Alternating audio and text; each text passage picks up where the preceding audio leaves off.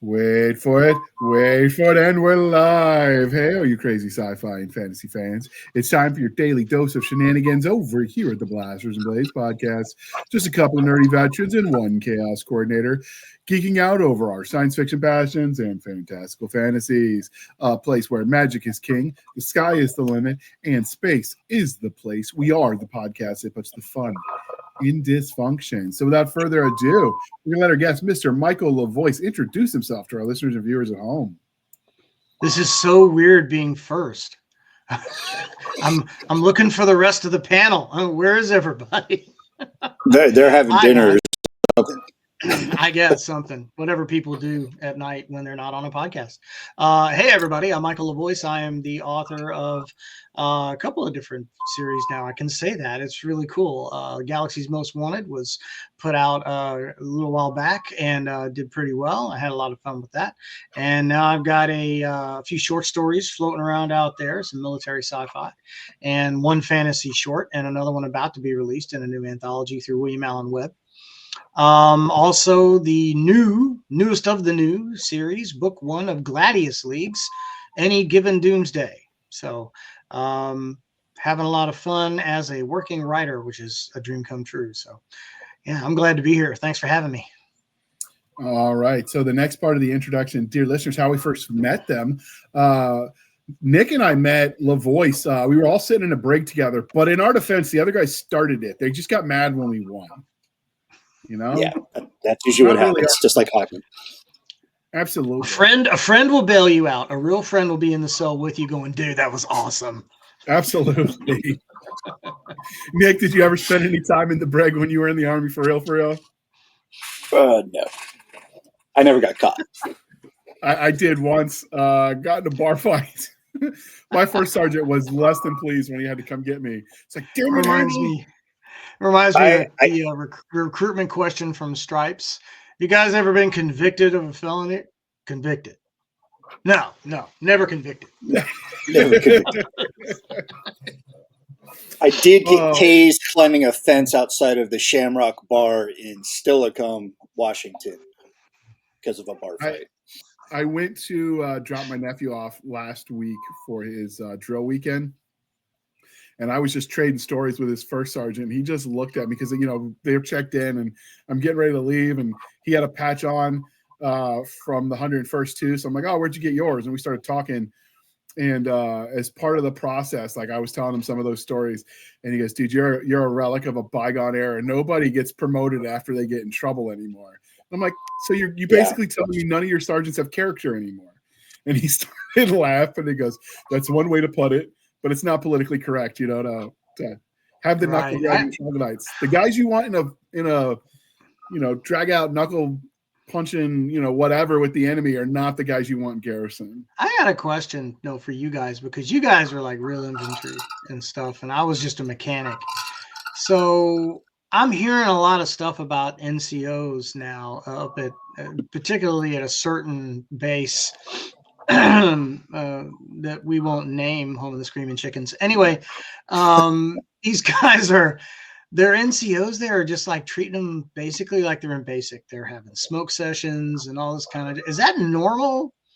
Oh yeah. Like you guys did that? Okay, because he was just like, I thought this would kind of go away. You know, when we got. No, I'm glad to hear the real Army. Okay. Yeah, so this is where I tell you. Look into my fake avatar eyes, and I'll tell you, this is the real Army now, bitch. Okay. Oh, no. We called it wall-to-wall counseling, and smoke session were the least of your worries.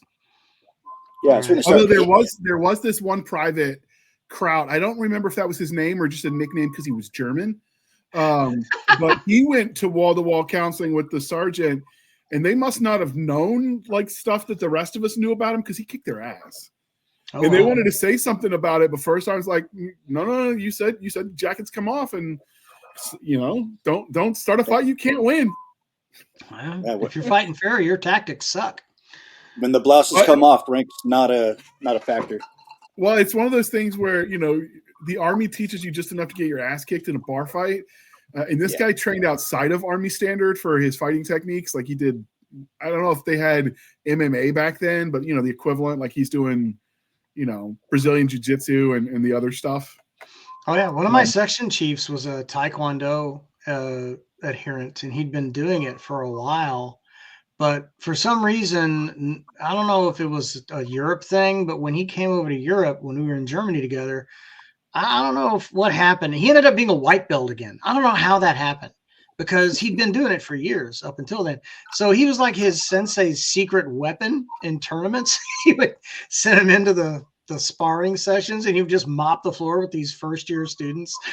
And he got into a match one day, and this guy was just mopping the floor with him, and he got mad, and he decided he was going to end it real quick. And he changed his stance from like the beginner stance into a really advanced, I don't know what it was, because I'm not a martial artist, not even in the slightest, but he changed his stance. And as soon as he changed his stance, the referee called the fight. It was over. You're done. Get out.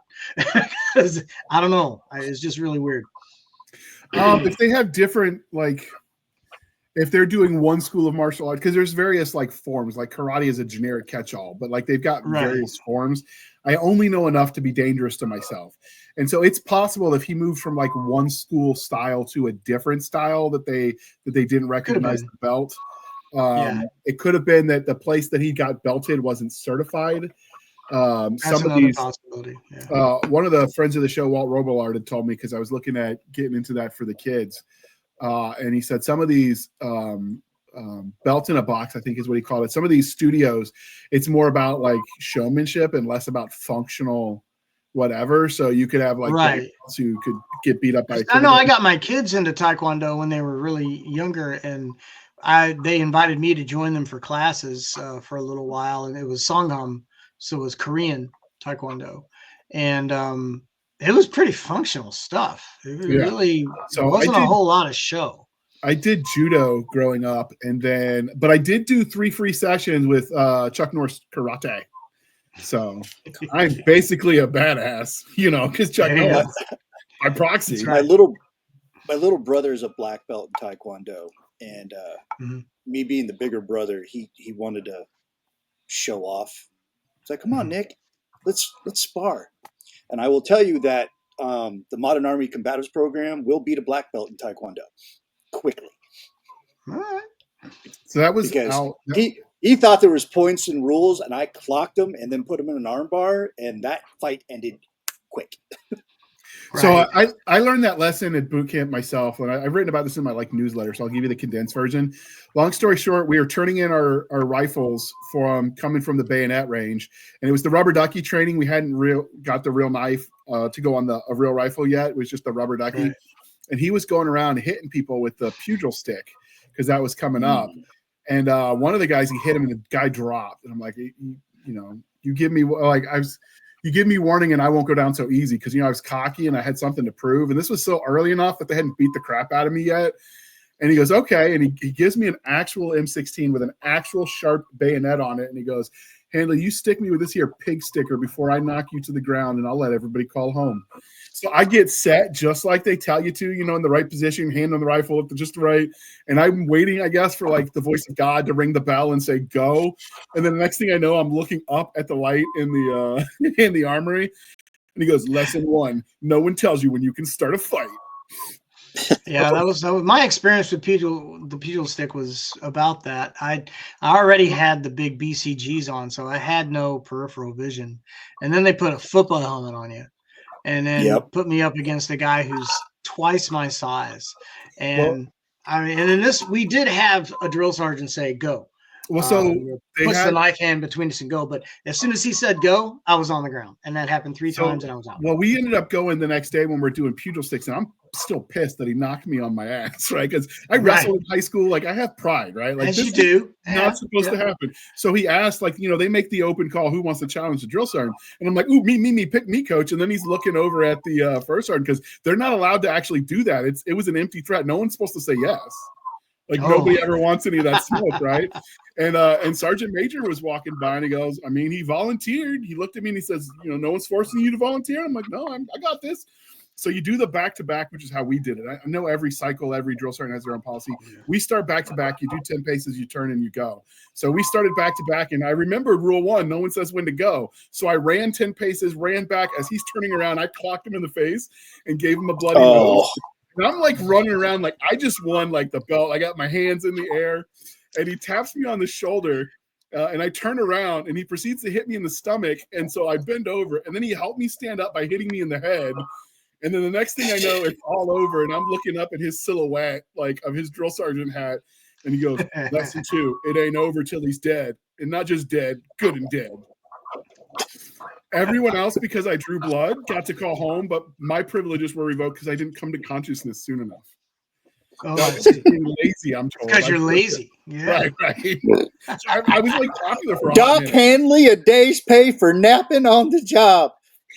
That sounds about right. I swear, Netsy. It's that old cadence. They give you $100 and take back 99. Right. That's right. Although that's all. My nephew went through in 2020, and he said they didn't do that cadence no more. What's the Army coming to? It's like I don't even recognize her anymore. I got a stern talking to from my first sergeant at OCS because I was singing some of the old Lady in Red, Yellow Birdie. Jesse James. Ooh. I had a female CEO, so they like Garber. You're a Ranger back. Come out here and sing cadence while we're running. So we're running, and I'm like, Jesse James said before he died, there's 3 things that he wants to ride. Oh, no. And then like First Sergeant Hooten was like, oh God, is he going to do it? I'm like, yeah, I'm going to do it. So bicycle, automobile, and a tanker's old lady when he's in the field, and that's when I felt Hooten's hand on my shoulder, like the hand of God. And he pulls me back. The formation's still going. Pulls me back, and he just tore me up and down. He's like, "What the fuck are you doing, candidate?" Blah blah blah blah blah, and he's just tearing me up. Now my female CEO, she dug it. Like while I'm saying, she like looks back and she's like, okay. But Hooten had a problem. And he tore me up.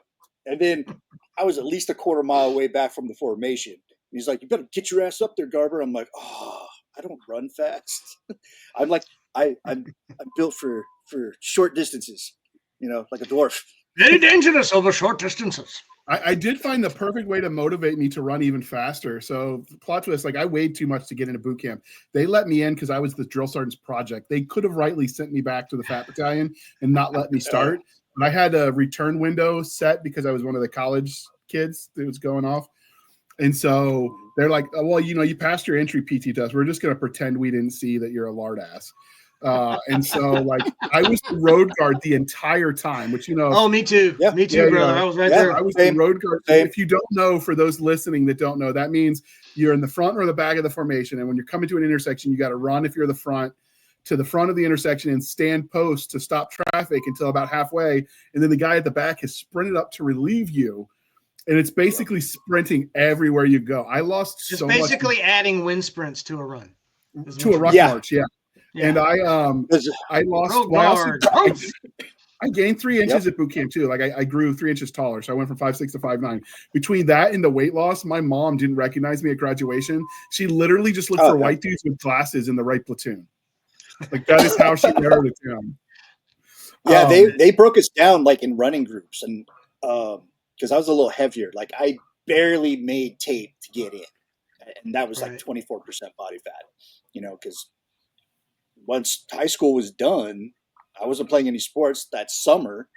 I was just eating like Carl's Jr. and Hardee's like every day. You're like, oh, this is the best thing ever. One does. And so I started off, and they broke it down. You had turtles. Those were your slow dudes. So you would have the turtle section. That's where I started. And then the fast guys were the cheetahs.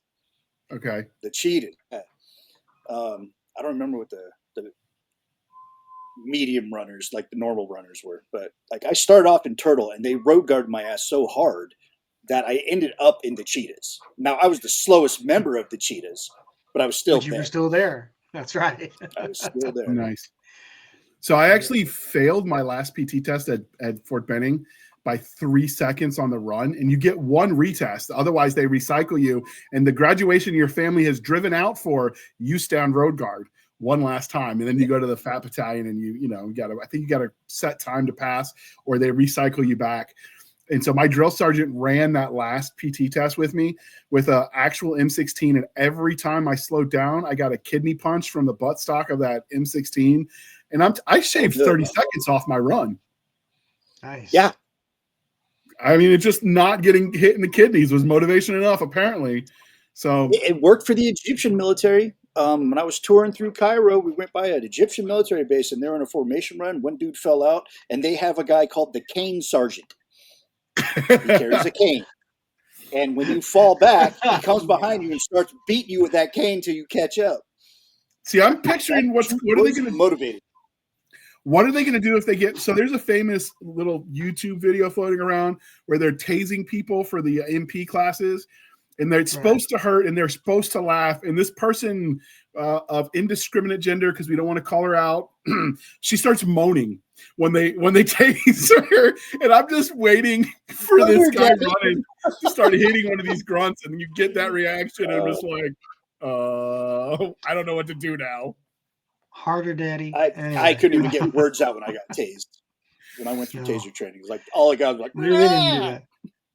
I've never been tased. I think Josh went through it, and I think his reaction was a lot less than what they were looking for. He's a big kid. I mean, he's 6'6", and he's an MP. Yeah, he's an MP, and oh yeah, he went through taser and OC. Yeah. Is OC different than the gas chamber? Yeah, they spray it directly onto your face. The devil's spit. Yeah, in your face. Yeah. I have a theory about the gas chamber. They always plant a tree right outside the door so those privates run right into it. It's too conveniently placed near everyone I've ever been in. Tell you the most fun I've had. The most fun I've had on watching TV this year has been watching this show on Fox that my wife ran across, and it's where these former Tier 1 operators from the SAS take a bunch of celebrities and run them through a modified SAS or special operator selection process. I loved every second of it. They went to the gas chamber, and it was so much fun to watch Cam Newton toss his cookies. It was great. I'm just saying. Yeah, Special Forces, the world's greatest test. That's the show. The world's greatest test. Yeah. It's they clean stuff out that you get in basic training. It wasn't even.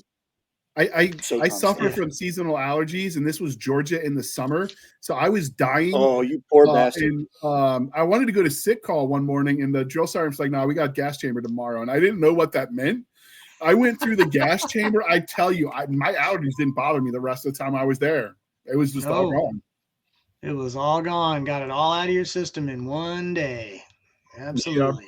It was miserable. And then, of course, before my deployment, they found out that I was had applied for OCS after my second deployment. I was supposed to go to OCS. That's actually the OCS physical was how they found the brain injury. And so, of course, they're messing with me one last time because they can while I'm still just a sergeant. So they had us doing PT in the gas chamber to recertify before we went to Iraq. Because this was like circa 05 when I was there, where they actually credibly still thought we might get gassed. I mean, I remember a couple of times we got alerts like, hey. The threat was real. The threat was real. And so they were just messing with me in the gas chamber. And I'm like, if I ever do become a butter bar, I am coming back to find all of you. I will find you. Our first night, when we first got, now I was there for Desert Shield, Desert Storm, so nothing near as intense as what you guys went through. But like our first night away from King Khalid Military City, KKMC, we're out, and all of a sudden the alarms go off. And everybody's freaking out. Like, what's going on? What's going on? And apparently somebody had launched a Scud at KKMC. And so they had. I have talked to people who have on their medical record verification that they actually did have chemical warheads, because they said, oh, no, it was the sand setting off the detectors. I know a guy at my local VA who, has shown me, I've seen the report they accidentally sent him from his second copy, the Pentagon files, that were like, no, you were legitimately exposed. Yeah. And he's so paranoid. These alarms go off. I get into MOP 4 and I've got this nice fog starting. My mask isn't sealing because I had the mask that had the miniature BCGs built into it. Yeah. So it's not sealing. Yeah. The inserts. And so they're fogging up. The lenses are fogging up. I can't get a seal. I'm freaking out. I figure I'm going to die. I'm going to have a nerve agent. I'm going to end up on. And my section chief comes over. Puking your spine out. Grabs me by the face mask, by the gas mask, and does something to it and fixes it. And he goes, "You ever freak out like that on me? I'm going to shoot you myself, LaVoice." Lots of fun. So much fun. Thanks, Sergeant. He likes when did you get in country in 05, Nick? I got there in November there. 04. I got there around. No, it was January of 05. We touched ground. So I remember the last time we got the alert about mop gear and actually having to take that and our mask was in March. So that was some of your first missions. That would have been considered a credible threat, because remember they found the warheads with the yellow cake residue on them around that time. Yep. And you had Chemical Lee rolling around there in Baghdad, so like he was a threat. He was making those munitions. Yeah, so it was definitely an interesting time, but you got to meet cool and interesting people and shoot at them. 20 years ago. I was just like laying in my IFP watching A10s do barrel rolls and popping chafe. It was a lot of fun. I love A10s. You'll get a kick out of this. I remember this because I've started. So they have what they call the Veterans History Initiative, where they're trying to get veterans to like record their experiences while they still remember with like whatever supporting proof they've got, so they can. It's a form of living history they're doing. And so my shrink reached out and wanted me to do it because we caught the tail end of Second Fallujah, participated a little bit in that, and then I was in Mosul when the DFAC went splody on us. And so I was writing some of the stuff down, and I remembered. Oh crap, my mind. Oh, so we were at Scania. I saw it roll into your desk. Yeah, I found it. Put it back in. We're good to go. Okay. The TBI brain, it'll do that to you. So halfway between the Kuwaiti and Iraq border, which is Camp Naftars right there. Halfway between that and Baghdad, there's this base called Scania, and it's got a side little ASR road that connects to the city of Ur. Well, the skeletons of the city of Ur, because it's not an occupied city anymore, and the Ziggurat Temple of Ur. So we went all touristy on it. We climbed to the top, got to see all the cool stuff. On the way back, we got stopped by the Iraqi army, and they're pulling weapons on us. Trying to strong arm us or whatever, because I got out of the Humvee. We were going to buy. There was a local soldier selling uniform pieces that you could take home as like souvenirs. We were going to buy one. It was an ambush, and they were trying to shake us down for our money. And I just remember my gunner at the time, when he starts pointing his weapon at me, and he goes, if you get stupid, the 50 cal is going to put a hole, and you're not going to have a head anymore. But I will give you time to shoot my sergeant because I don't like him. So can you please do that so we can get this over with, and then I can eat my MRE once we roll over your body. And he just thought this kid was so crazy that he's like, oh, I don't know what to do, and he just walked away. And I just remember looking at the kid, and I'm like, you ain't right. I'm still not entirely sure if he meant it, like he would be okay with them shooting me first or not. But he meant it. He meant it. He meant it. Definitely. You don't say that. You say it as it's a joke, but you're not joking. Really? Yeah, people are very honest when they're drunk, and apparently when guns are pointed at them, they get honest too. Those are very honest moments in the life of a human being. That's okay. That kid gave me my first gray hair. I'm just saying. But it's only honest one way when you're drunk, because drunk people say things that they wouldn't ordinarily say, but they don't see things the way they really are. Hence the expression, they're all 10s after 12. Yeah.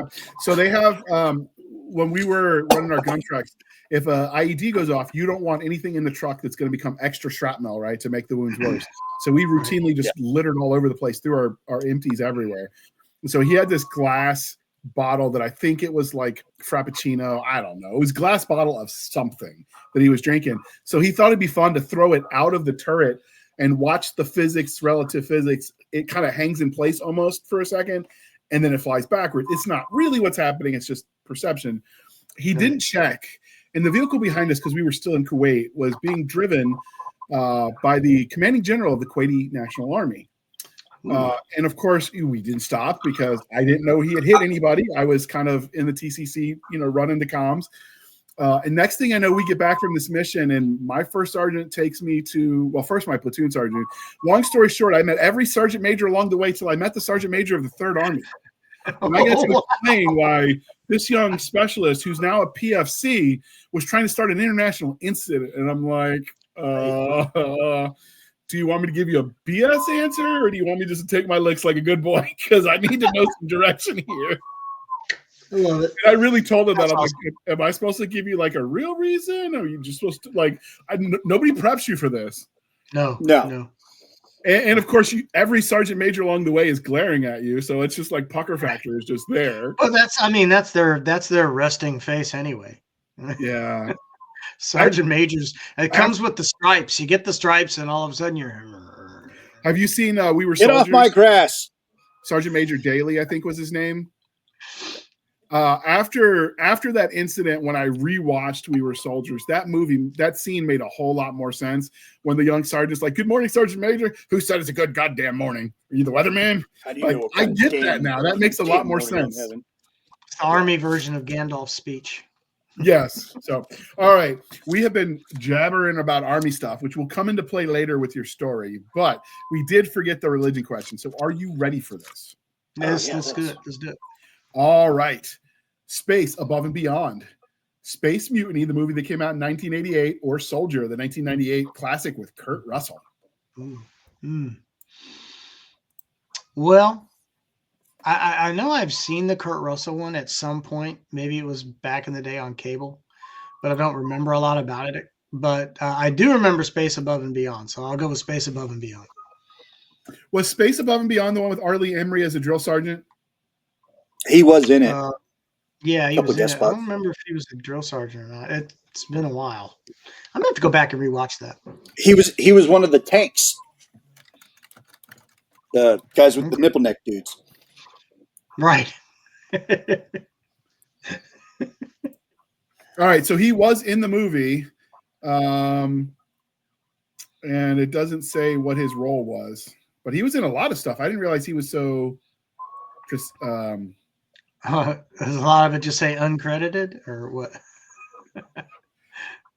He was Sergeant Major Frank Bogus in Space Above and Beyond. So he wasn't a drill sergeant, but he was definitely the one training the new recruits in that scene. Okay. Okay. So that is a good show. I liked all of them, although Soldier with Kurt Russell about like the discarded, soldiers that were trained from birth because they were replaced by like genetically bred super soldiers. Right. They were very similar to the BattleTech clan Sibcos. What I liked is the when they got rid of them on the trash planet or whatever it was, and he just like fought back, and he ended up beating their super soldier because training beats breeding when it counts. And I remember the scene in the beginning. It was trying to like tie into the Spartan Agoge. Is that how you say it, Nick? You pronounced it for me earlier. Is it I'm sorry. Say that one more time. Agoge or Agoge? Agoge. Okay. And they have these kids running because they're like training them since infancy, and one or two of them fall out, and they pan to Kurt Russell's character as a kid, and all of a sudden you hear 2 gunshots to represent one for each of the kids that fell out, and the facial expressions of those kid actors were just perfect. You're like, oh, nope, I'm not slowing down. I suddenly feel very, very energetic again. I got my second win, Sarge. Okay, what about you, Nick? If you're going to pick out of all of those, I obviously would have picked. I don't know. It's a tie. If we're talking movies, it's going to be Soldier. I really enjoy that movie. I like Kurt Russell. Who doesn't? He was Snake Plissken, for God's sakes. But Space Above and Beyond, I remember watching that show religiously. I owned the DVD box set because I remember that show because they were like pilots, but they were also ground forces at the same time. And then they had they're going up against their version of the Red Baron. What did they call them? It was like because the aliens were like the Chi or the Chi-Chis or something like that. So they called them like Chi von Richthofen or whatever. It's so long. Yeah. Oh, it was. Yeah, it was. That was a show that they shouldn't have canceled. It was actually pretty good, but it was on Fox. I mean, that's where good shows go to die. Mm-hmm. All right, and because we are polytheistic, Immortals, The Green Knight, or The 13th Warrior. Ooh, 13th Warrior. Yeah. Absolutely, every day and twice on Sunday. Absolutely, all day long, man. The book is amazing too. Wait, it's a book too? Yeah, by Eaters Michael of the Crichton. Dead by Michael Crichton. Oh, it's fantastic. Yeah, you should check it out. Yeah. Okay, I didn't know. In fact, that is one of the reader. That's one of our listeners requested for a movie review because they wrote. Oh, is it? Cool. Yeah, we've gotten a couple people like, hey, like we know this is supposed to be speculative fiction, but part of your branding is your veteran. So straight war movies, is that okay for some of the things? Absolutely. I'm like, absolutely. And he goes like, I'll pay for the episode because they can. Let's donate. go. He's like, if I pay for the episode, will you make this happen? And I'm like, you say the word and we will do it. How much are you paying? Yeah, I was about to say. I mean, he just gave me a little bit of coffee to snort. What's he kicking down? A little bit of instant coffee, snort it, like in the old days. Oh my! Oh my! To be honest, we never actually snort it. We just put it in our gums like dip. But I wonder if snorting would have worked too. Actually, I'm kind of tempted to try now. I dipped it in Ranger School. I disgusted. Yeah, we I did disgusted too. one of my coworkers a while back. We ran out of coffee at work, and which is like horrific to begin with. And so I managed to find just enough dry coffee grounds that were in the bottom of the drawer where they keep all the coffee packets. And I got them together in a nice line. I put them in a paper towel and I folded it up real nice and neat. And they were like, hey, any port in a storm, Mike. Any port in a storm. I needed some caffeine, dude. When you put it in your gums like that, it there's a reason you put dip there too, right? It goes straight in the bloodstream. That's right. Well, that and the fiberglass, but well, stuff I mean, but like you said, you do what you got to do. Although I can never look at instant coffee the same way again. Like I get like horrific flashbacks of those exhausting nights. My son. Remember when instant coffee was cool, like back in the 70s with Senko? So my oldest actually did TV commercials for it. It was great. Oh, the Folgers had the brother sister commercial that created some controversy. They were some hilarious spoofs about that commercial. Yeah. There were. I watched the original. Incest. It wasn't that bad. I don't know. No. It was the SNL skit that they did afterwards. The SNL version is what.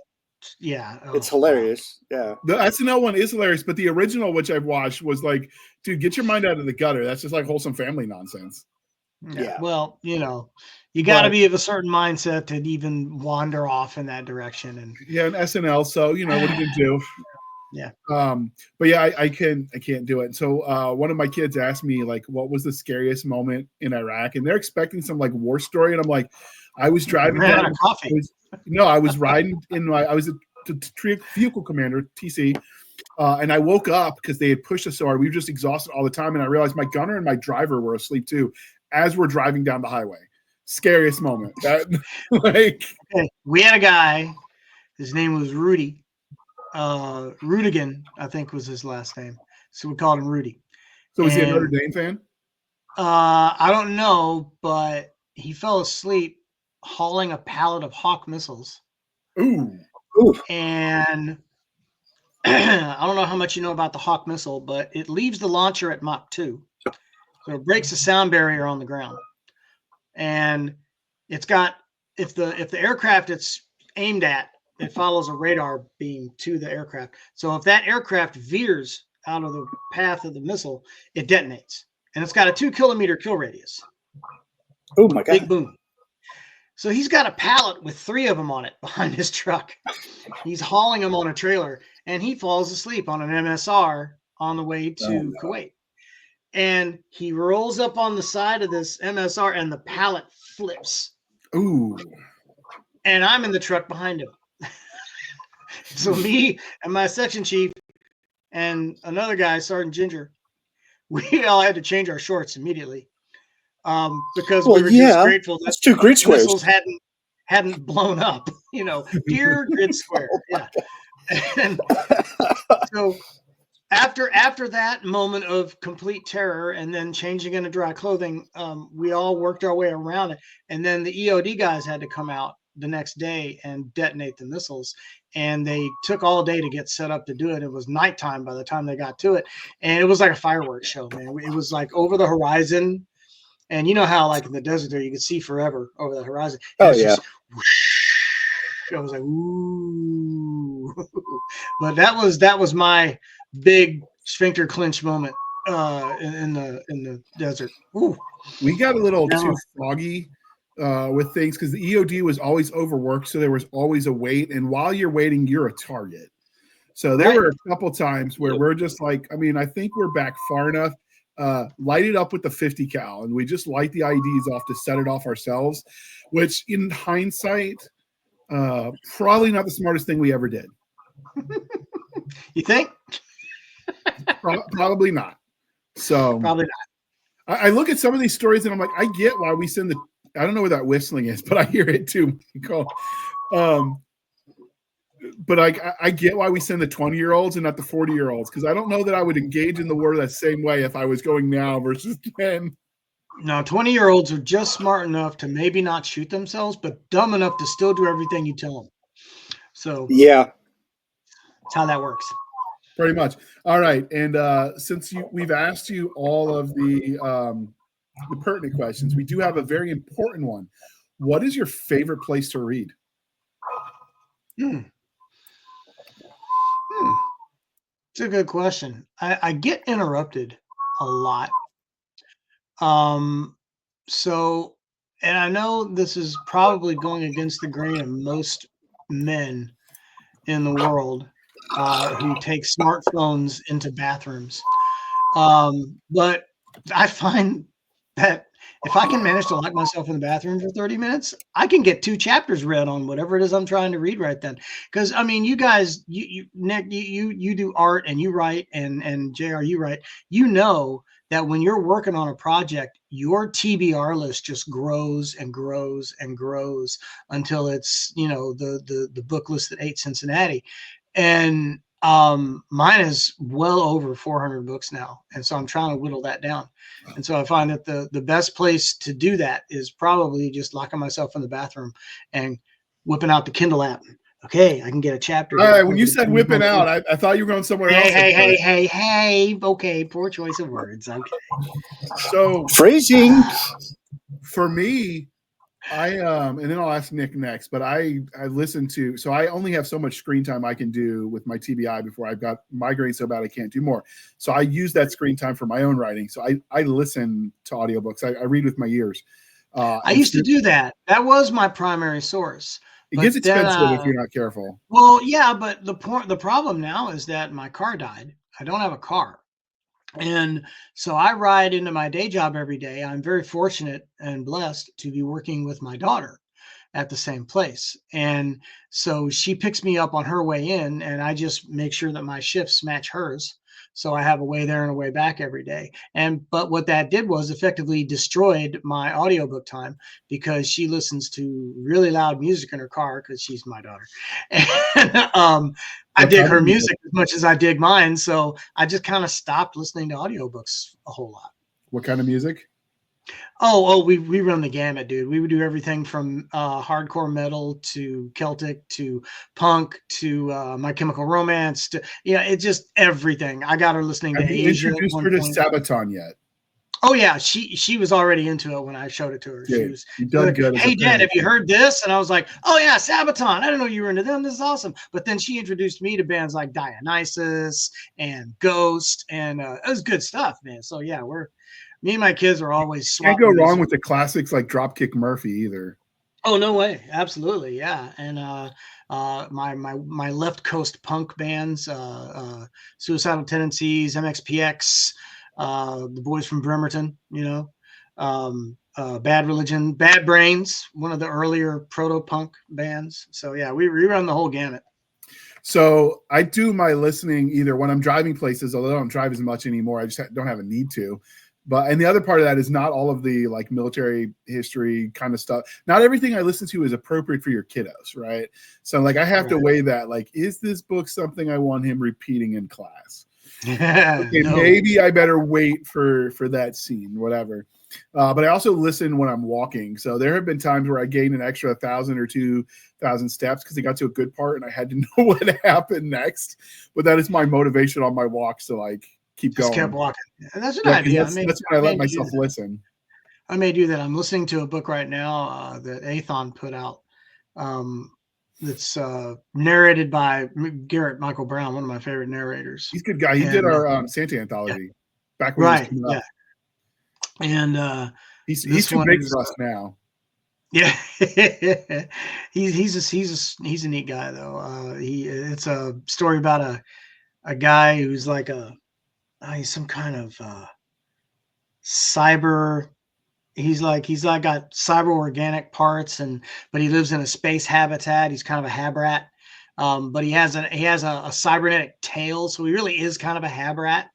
I mean, he's like a were-rat or something, like a cyber were-rat. But he's also playing a fantasy game in this pod that's immersive. Like you go into the game in your head, and he's playing a were-rat character in the game. It's a cool book. It's a lot of fun. Okay. Sounds interesting. Yeah, I'll check that out. Like I said, I listen when I walk because it keeps me motivated to keep going. If you remember, drop a note. I just finished the Humanity Unlimited series by Terry Mixon, and it was supposed to be like book that ends it, but it did not give me a satisfactory ending. There were plot points I wanted more answers to. So I peer pressured him, and maybe he'll write another one. I don't know. Probably not. It's called Tunnel Rat, but it has nothing to do with Vietnam. Okay. Yeah. So, what about you, Nick? Where do you go to raid? I got two places. One of them is the Old John Crapper, which is a good place to get some reading done. And then inside my office here in the house, usually on my days off, Fridays and Saturdays, because I'm usually up hours before anybody else. So I'll go in here with whatever book I'm reading, comic book or otherwise. For audiobooks, Treadmill. The Dreadmill back when I was running. So that has moved on to the stationary bike because I can't run anymore. So I got three places depending on what the medium is. So I got two places for physical media and then one for the audio stuff. And I choose the 13th Warrior from the previous question that I got skipped on. Oh, absolutely. 13th Warrior, but that was a given. I didn't even think we had to ask that one. No, I've wanted to do that show forever. I'm surprised we haven't done it yet. Well, now we're scheduling it because the guy said he's gonna fund that episode, so we're gonna make that happen. All right, and because we are civilized human beings here at the Blast and Blades podcast, we are no longer knuckle dragging troglodytes. Coffee or tea, and how do you take it on St. Paddy's Day? Because this will air the day after St. Paddy's Day. On St. Paddy's Day, well, I know how I used to drink it, but now I no longer drink alcohol, so I'll just have it with a side of O'Doul's, I guess. Coffee black with a side of O'Doul. Okay. Yeah, I mean, I've been exploring bourbons and whiskey, so I might try some in a coffee. I've done it in a Coke. Why not, right? I know my dad just yesterday we were talking about, he was, we doing a St. Paddy's Day thing this year or not? And I was like, well, there's no real point to it for me, pal, because I quit drinking. And while it's entertaining to watch people get drunk, it's just not something I'm into anymore. But he said he's got to go out and get some Irish whiskey and some Baileys. So I guess we know how Dad's celebrating. I mean, as one does. One does. All right. And before we do the commercial, can you tell us the series that you're known for? Obviously, like you don't need to list every book, but what series are you kind of known for? Well, I'm still relatively a noob, so I mean, I'd have to say probably Galaxy's Most Wanted at this point. Yeah, that was a story of a couple of Southside Chicago hoods who, in the middle of a job gone wrong, find themselves accidentally stowing away on an alien starship that's run by a alien crime syndicate, and they get taken off world, and then have to end up working for the crime syndicate to pay for their passage, and then it gets weird. A lot of stories end with, and then it got weird. Right. I feel like that's a thing. All right, and so you mentioned we were talking about earlier. You were also an Army veteran. So, do you feel like your time in uniform affects the way you tell stories? Yeah, it does, especially when it gets to the relationships between military characters in a military unit. I mean, Galaxy's Most Wanted didn't have a lot of military personnel in it for the most part. The closest you got to that were the Stolatai, which were genetically altered human beings from prehistory who were genetically altered by another alien race to be this great big warrior. They're huge. They're ginormous. They're like 8 feet tall if they're an inch. and they wear combat armor and stuff. And but they realized that, hey, we're kind of too big to be taking orders from these little gray guys, and so they rebelled, and now they're mercenaries and security forces all throughout known space. But that's the closest I got to an actual functioning military in that series. And in the new series, Gladius Leagues, we have forgotten what it's like to have a military. And we have to rebuild one from scratch, basically. So thus far, the closest I've gotten to military sci-fi are my Charlie Hawk stories, which are being released by Henchman Press, and they're Tales of the E4 Mafia, volumes 1 and 2, and Tales of the Butterbars. And these involve a military sci-fi futuristic space defense artillery unit that is literally based on people I served with in Europe. I actually have a story that I just submitted to Henchman for their Butterbar one. Nice. It's a Navy story, though, based on something that happened to me in Iraq. We called it Blackwater Justice. If you know what Blackwater is on a Navy ship, you can figure it out. And we had an LT that no one liked. So when he went into the porta potty, we locked him in because there's a locking feature on the outside when they're in storage. It's to prevent like people from using them, whatever. And so we locked him in, and then we took a 1 liter bottle of Coke that was empty because, they're long and narrow, and we made them into an MRE bomb, and we dropped a couple down the old vent tube. And then when they went off in the blue goo, he got covered in blue goo, and then he panicked, which you never panic, people. So he ended up tipping the porta potty over, door down, so we couldn't help him. And then because the blue goo leaked out, First Sergeant, who also didn't like him, was like, Sergeant Handley, I'm thinking this looks like a hazmat situation. I need your professional opinion because I had to get certified because I was escorting convoys that carried hazmat. He goes, you got that hazmat certification, right? I'm like, yeah, I definitely think we need to call hazmat. So we left him in there and called a hazmat and walked away. And I was That's like, right. that really ought to be a story. So I wrote that needs to be a scene. Yes. Yeah. So we took it and put it in a spaceship instead. So I like it. So when you write the military stuff, do you draw from people you knew when you served? Yeah. Yeah, they're all based. I mean, I don't know, I guess every writer does this. Every character you come up with is based on you and somebody else mixed together. And that's at least that's the way I do it. It may not be that way for everybody. But I take away the bits and pieces of me that don't fit the character and add in the bits and pieces from the other person that I want to be this character, and just then turn them loose. And but with the guys that were in my unit, some of them, they don't need much addition. There were some really colorful guys in that unit, and I think it's these stories are going to eventually become a series of novels featuring a maintenance platoon, which is what I was in, getting stuck behind enemy lines and using our knowledge on how to fix stuff to do the exact opposite and becoming the greatest saboteurs in military history. And it's a whole lot of fun. Just even the planning stages in this are a lot of fun, and writing the short stories that was just a blast because there's humor that I think is universal, but that veterans are especially going to read them and go, oh yeah, I knew that guy. We had a guy like that. Do you know who the fat electrician is? Oh yeah, absolutely. Big fan. First off, I thought he was a grunt. Apparently he was a doc. He was assigned to grunts, which is why he gets. He was a medic assigned to grunts. Yeah. And so he told a story on one of them about a World War II submarine that ended up, it's got a kill for a train. It's one of the only ones. Yeah. And how they stop the only and submarine that killed a train. Right. And I'm just thinking you could do something weird like that. It'd be like the only maintenance platoon that has insert random thing on their kill list. Like you could go just get bizarre and weird. Like, how did that even happen? Or you see that sometimes where you see like the fighter plane that's got a cow as one of its confirmed kills. Right. Or whatever. Right. Like you go weird for a few of those scenes. Swastika, swastika, swastika, cow, swastika, swastika. It's like you want to mess up so bad. Not only do people ask like what happened, like how is this even possible? Like when you see no ramp and the car is like through the second story window, like I get you messed up, but when you mess up so bad they don't even know how the science works, that's when you know you've got a story. Exactly. The science ain't sciencing on that, bud.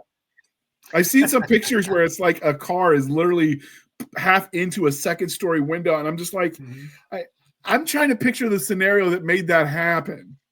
I'm trying to remember where I was. I was in some podunk town somewhere in Kentucky. And it's one of those towns where it grew up like along a riverfront. And so you've got all these really old buildings downtown, and then the town square, and then everything else that grew up around it is like rural. Okay.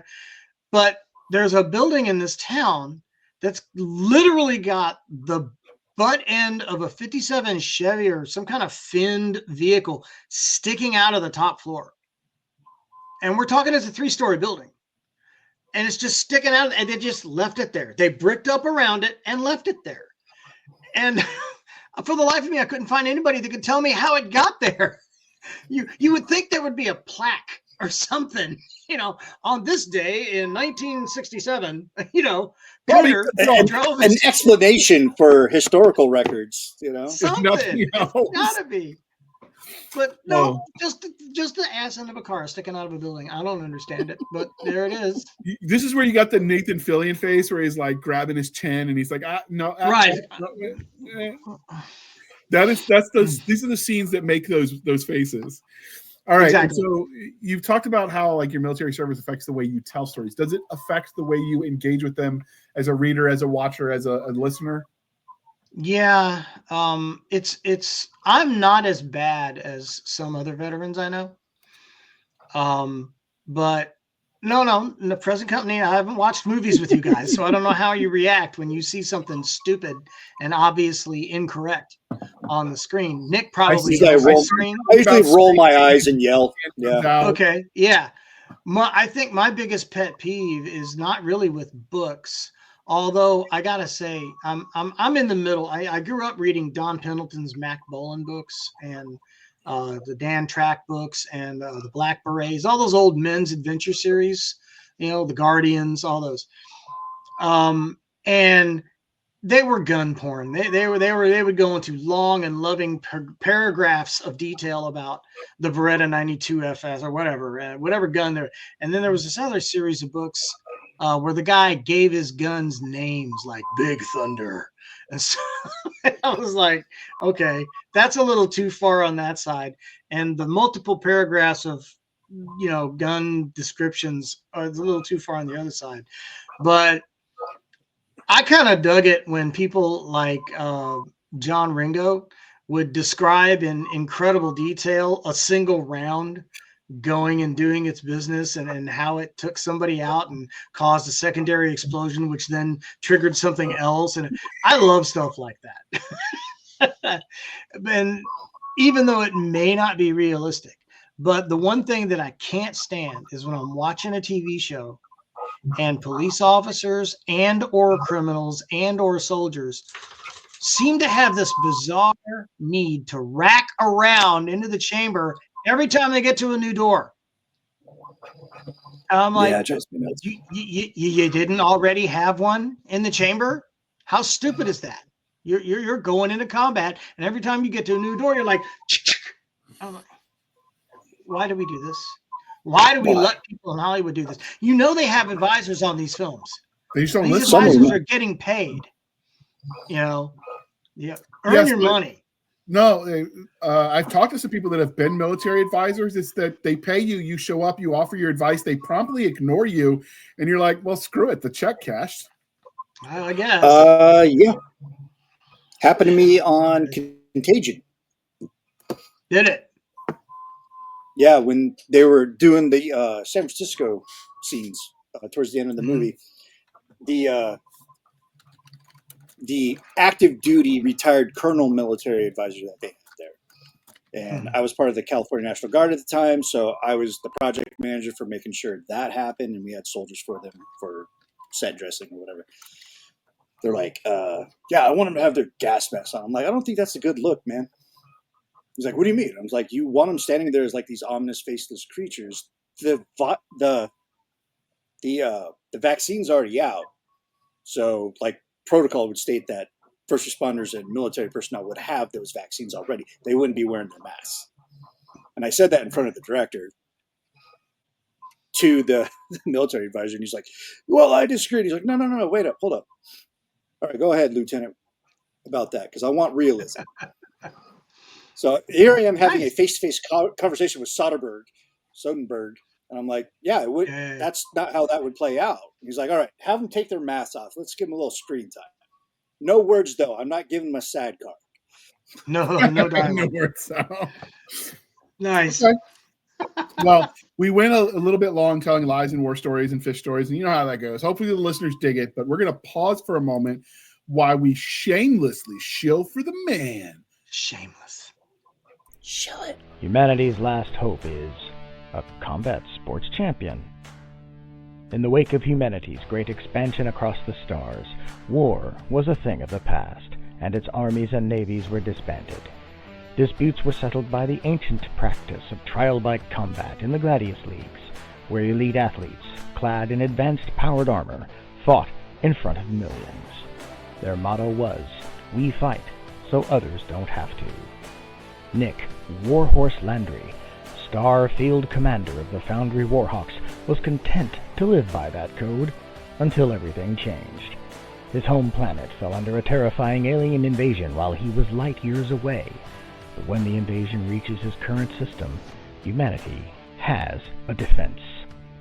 Unfortunately, that defense is Warhorse and his team of prima donna athletes. They're stars of the arena, but they're woefully unprepared for real war.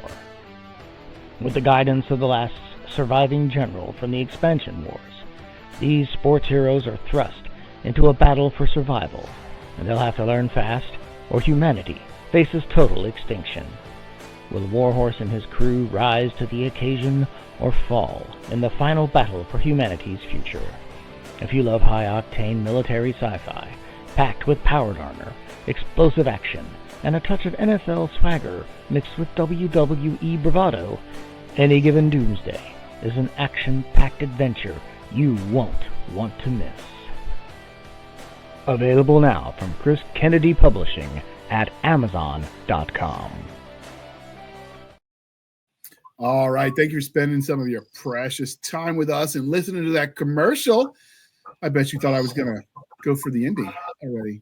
But that's usually how you started. Don't blame me for messing up. It's not my fault I broke my brain. You get blown up that many times. Anyway, thank you for sticking with this. I did.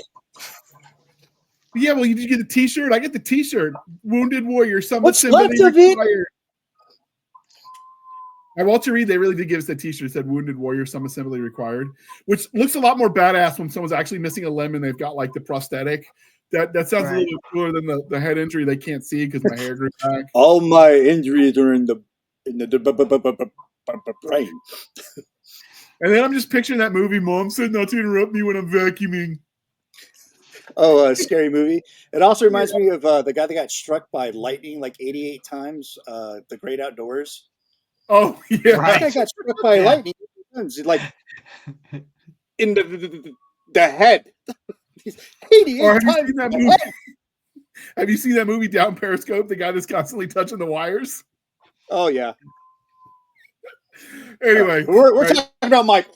We're talking about LaVoice. Commercial Michael. So first off, what would you say for people listening? Because I would say give the synopsis, but literally the commercial did that. So we'll skip that question and ask for anybody listening, what would you say the rating of this book would be if they're like, is it appropriate for my kids? Because of, I would say PG-13, even though there's no F-bombs, basically for violence, and a little language. I mean, something I have to explain to people all the time is that I try not to use a lot of that sort of language in my daily communications, but these characters have to be somewhat realistic. I'll get called out by other veterans though, because my veteran characters don't drop F-bombs like the comma. And I know that was it you, JR, that had to deal with somebody from Australia? Oh yeah, the book series. And Yeah, and they were like, I don't sound like I said, oh, it's like, yeah, well, we got to tone it down a little over here. Yeah, okay? they use the C word like we use the F word, and Amazon recently silos that as purient content of the one-hand read variety. And so, like, yeah, you can't do that. And then when I sent it to one of my beta readers, he's like, yeah, you've heard of the sensitivity reader? I'm like, yeah, I don't use those. If it hurts your feelings, it hurts your feelings. And he's, yeah, you need the opposite of that. To write Australians, you need an insensitivity reader because they're too nice. Yeah. Exactly. I'm like, so tone it up a bit. Got it. So exact polar opposite of a Canadian, I guess.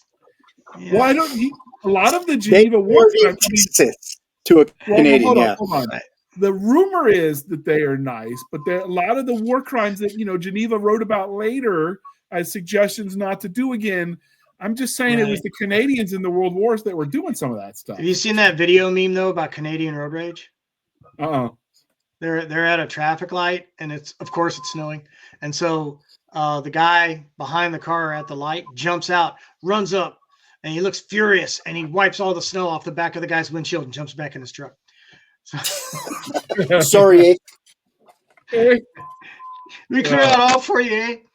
But yeah, it's Canadian road rage. But yeah, I'd say PG-13, especially for some of the violence that happens, because, I mean, at its heart, this is an alien invasion story, and these are not nice critters by any stretch. So yeah. So what was the inspiration that gave you the idea for this series? And it's been kicking around for a while. It started out, okay, so I'm a huge fan of BattleTech and MechWarrior, the video game series. Back in the day, I was a member of Team Bonsai, which was we had a league. There was a MechWarrior League. We had Planetary League and Capture the Flag and MechRugby, all these game types that you could play with MechWarrior 4 Mercenaries, the video game. And one of the aspects of MechWarrior 4 Mercenaries was you could play a whole campaign on a planet called Solaris 7, which is like the Las Vegas of the BattleTech universe in space. And it's the home of all the manufacturing companies that make the battle mechs that the successor states use in combat. And so they bring new models out and try them against each other in these arena games. And eventually it just grew into this massive sport, right? Where mechs would come out in an arena and duke it out in front of fans, and people would place bets. And you had this guy up in the stands calling a play-by-play like John Madden, and his name was Duncan Fisher. And the voice actor that played him was a guy named George Ledoux. Super nice guy, super guy. Been around for a long time in the voice acting industry. And, I mean, he's done everything from video games to animation to actually being the voice of some toys from back in the day. So he's been around a minute, and he brought this character to life. This is Duncan Fisher. There's more firepower in that arena tonight than there are in some regiments, and just really hammed it up. Is great. So we figured at MechWarrior Leagues, hey, wouldn't it be fun if we could do that? If we got Winamp, and we go into the game as an observer where you can look at all the other players and watch the action and call a play-by-play. And so we did that. And lo and behold, the guy that ran the league even got George Ledoux, convinced him to come in and do some sound bites for us as Duncan Fisher. Like, you're listening to MechWarrior League's radio, and really cool stuff like that. And that was where it started, because I was like, man, I wish we had something like this in real life. Not necessarily mechs, but that kind of a combat sports thing. And I'd seen combat sports where guys wear armor and go at each other with swords and maces and axes, and that's kind of fun. And then I would watch the NFL, and I was thinking, man, this would be so much cooler if they had power armor. Maybe could they shoot the football out of the air if it gets too close to it? Would that work? That would be fun, right? I like the opening of the last Boy Scout where the guy's like told if he doesn't score his bookie or whatever. So he's got a pistol and he's just shooting everybody in front of him. Oh, yeah. Well, he's going to the end zone. Yeah. Exactly. Yeah. So for years, I wished that I had something like this. And I was watching the NFL every Sunday, on any given Sunday, and thinking this would be so much cooler if they were wearing – if these guys looked like the Fox NFL robot. Yeah, Oh, you yeah. ever seen that? Oh, yeah. That would make the game so much cooler. And so that JR started probably it. doesn't. He's not a big fan of the sports ball. Oh, okay. I watch Well, rugby. that's cool. Right. So I thought that would be really cool to have. But then again, that's not much of a story. It's just an idea. That would be window dressing. That would be world building. I don't really have a story. And so it kind of just sat there like that for a few years. And then I started playing with the idea. I was like, well, I'd really like to do an alien invasion story, but I don't want to do the alien invasion story where humans are actually good at what we're doing. I'd really like to see what would happen if we had this problem. Yeah, there's the Gladius League's logo. I've got that available on hats, by the way. Merch. The merch store. Yeah, I got Gladius. Yeah, there it is right there. You can get that on a nice corduroy baseball cap from my store at spring.com. I want that as a PVC patch I can put on my body armor. I don't know if they have PVC patches, but I do have, we got it on hoodies and jerseys and stuff like that. So it sat around like that for a while. And I thought I would really like to see this invasion story where we didn't have a military. I want a society that's completely unprepared for this. And so I started kicking around ideas, and I was like, well, let's have Fermi's paradox, where we've expanded out into space, but we have yet to find evidence of an alien race anywhere. We don't even find dead alien races, much less live ones. Where are they? Because one of the things about Fermi's paradox is there's supposed to be all this life out there, right? But we haven't seen it. Okay, allegedly, we haven't seen it. Well, no, people get Fermi's paradox mixed up because that's actually addressing sentient life, or sapient, I guess would be the right word. Sapient. Yeah, we Sapient got corrected life. on that. Yeah, we got corrected hard on that. Thank you, John Olson. Thank you. Right. But no, if you go to an alien planet and they've got like microbes, even technically you found an alien. Right. Yeah, and that's the thing. I mentioned that I had one of the characters do a brief, not really a monologue, but he's just kind of stunned in the middle of this. It's like, I don't get this at all. It's like, what? It's like, these guys shouldn't exist. If we were going to run into alien life, it would have been a microbe. It would have been a virus or a bacteria or something. We haven't even seen that. And now we got full-blown critters that want to kill us and eat us, So I thought it would be really fun to not only have a society in which we had no standing armies and navies, but all disputes between nations and planets are settled in a televised combat sport that's played by people wearing power armor called Gladius Leagues, because they had all these expansion wars in the past, and we almost wiped ourselves out fighting over interplanetary territory. And so after the expansion wars were done and over, we said, no more. We're drawing a line in the sand. We're only going to have warfare by proxy now. And we'll use the pinnacle of human military technology, the Gladius suit. These guys will go in and they'll be on this side, and these guys will be on this side, and they'll fight it out in the arena. And whoever wins, that's who wins the dispute. And so that went on for a couple hundred years, to the point where all of our ships are mothballed. We got one battleship left. It's a museum in orbit somewhere. And the rest of it's just either mothballed away or been destroyed. And all of a sudden, these critters show up and kick in the front door, and we got colonies out there going dark, and nobody knows why. And that's the whole setup for the opening of the book, where we have the Foundry Warhawks getting ready for game day. And unfortunately, game day doesn't come. Is it a fight to the death in these events?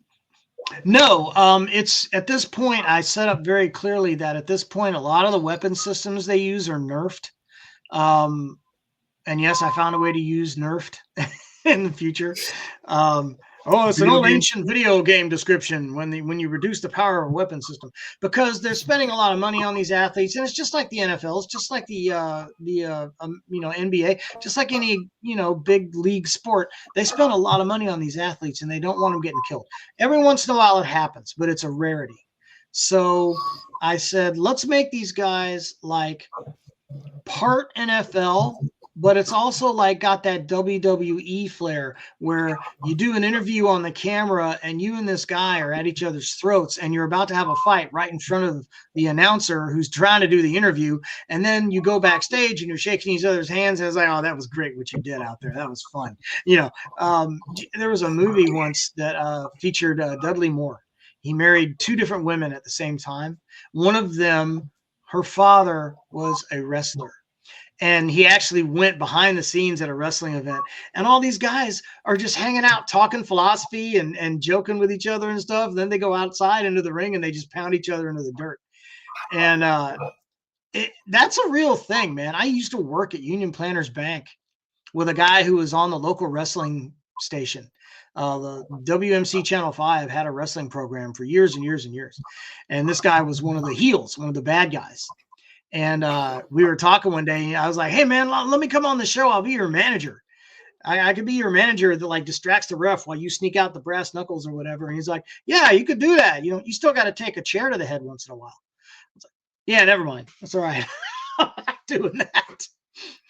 But I wanted that flavor. I wanted that WWE with NFL. And these guys are they're playing it up for the cameras. Yeah, the fights are real. Yeah, the disputes are settled. I didn't go that far. But at the end of the day, these guys are combat athlete performers, and they're not warriors by any stretch. But now they have to be, or everybody's going to die. Humanity will be an hors d'oeuvre, and everybody dies. All right. So, Nick, this is the bright, shining thing we brought you here. I mean, also your stunning good looks and your sexy mustache. But, you had some thoughts on the cover, and you tell me where you want me to zoom, and I'll do that for you because I've got the mouse. Oh, no, it's a beautiful cover. I really enjoy the central figure there. I'm assuming that's the power armor that they all wear.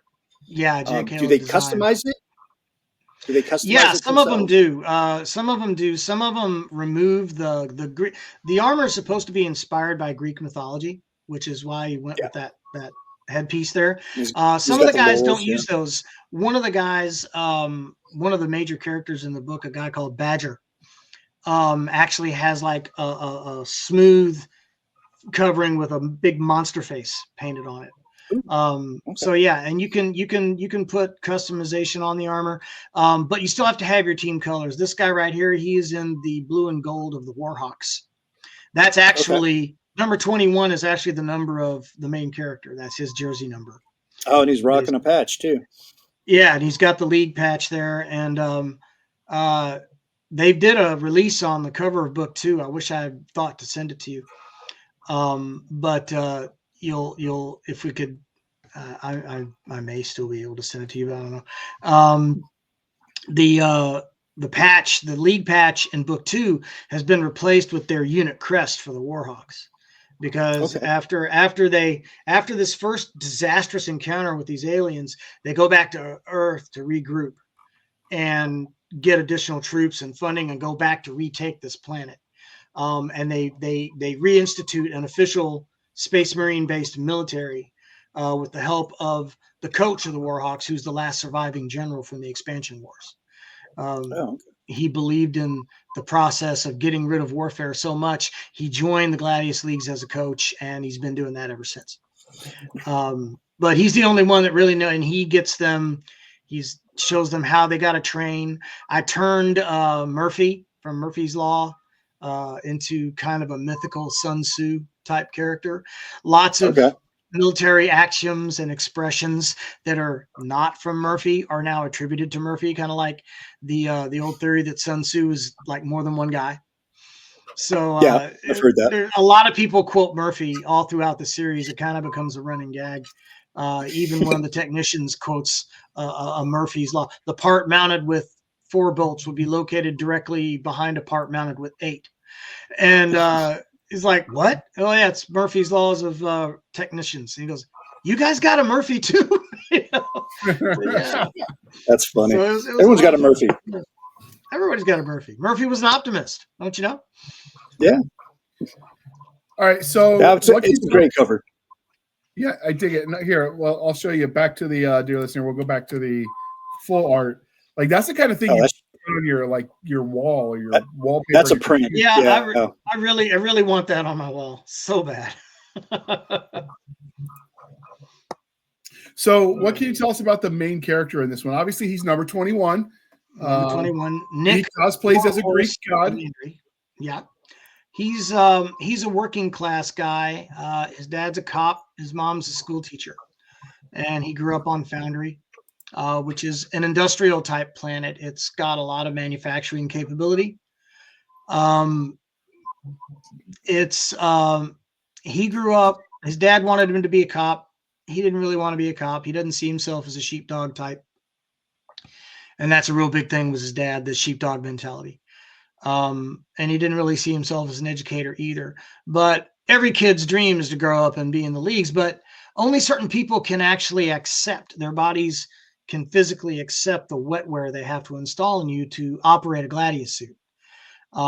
His dad went through the testing and couldn't accept the wetware, so he never joined the leagues. He just stayed in law enforcement. But Nick tested positive where he could do it, so he joined the leagues and spent a few years on the brawler circuit. There's different game types. I decided that they were going to have different leagues. There's Planetary League, which is the great big battles. And then there's Duelist League, which is where Badger came from, which is just two guys in the armor hunting each other down and settling a dispute that way. And then there's different game types, and the games are all chosen at random. There's a randomizer that picks the game type for any given match at any given game. And it could be planetary, it could be city defense, it could be McRugby, it could be capture the flag. McRugby is kind of like capture the flag, except one guy grabs the flag and tries not to get killed running away with it and take it to the other guy, to the other guy's castle, if you will. And then King of the Hill, Team King of the Hill, all the different game types that we had in MechWarrior 4, I wanted to incorporate into the league. Team Deathmatch. That's right, Team Deathmatch. And so that's what they train for. They train for all the various game types. The book opens with a scrimmage. Warhorse Landry is leading his group against another group of their own team, playing as the opposition and trying to win the match. And Landry, he's a leader.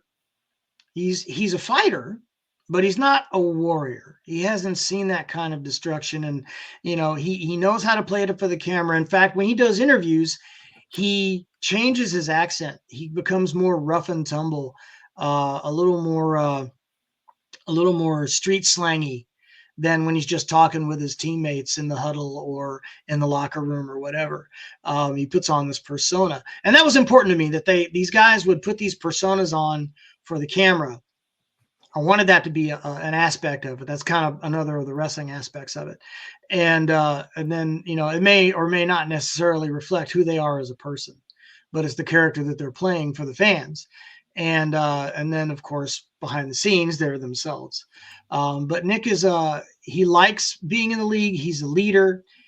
He learns a lot. Coach Ortiz has taken him under his wing.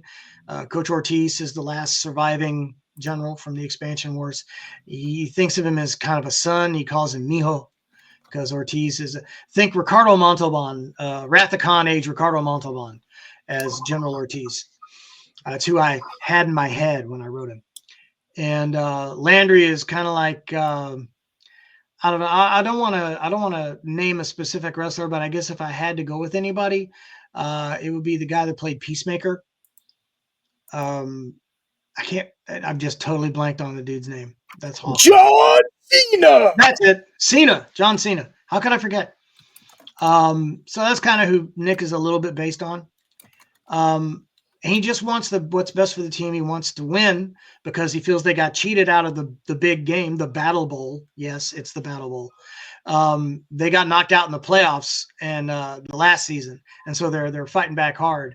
And they're coming back and they're reintroducing a new weapon. It's not new, but it's being introduced to Gladius Leagues for the first time. They're using ballistics. They have Gauss rifles. And nobody else is using ballistics this season. Everybody has energy weapons. So they're hoping it gives them just enough of an edge to push them over into the big battle. Turns out that becomes important later. I'm not going into why. Spoilers, darling. You'll have to read the book. do you have any favorite secondary characters in this series? Obviously, Nick is the main character, and Nick here is the main character. Nick's a great name. It's a great name for a central character. Don't you think so? Just think so? I thought so. Yeah, big fan. But yeah, there's Warhorse. Everybody's got a code name. Dude, that is such... You thought bringing up call signs in any given military sci-fi was hard? Try thinking of enough code names and call signs for 2 entire combat sports teams that get meshed together into one unit. Oh, man. I got a spreadsheet longer than your arm. And then a lot of them die. And so you have to keep track of who lived through book 1 and who didn't live through book 1. And you know, but as far as... So you have a murder board? Yeah, basically is what it was. It was the Deadpool book. Yeah, I did that. I did that with my first book too. I had a whole regimental TO&E for the whole dang regiment. And then as people would die, and I didn't even always name that they died, but I'd scratch out the name that I'd assigned that slot. Mm-hmm. And then I move the guy at the bottom up and I make a new private.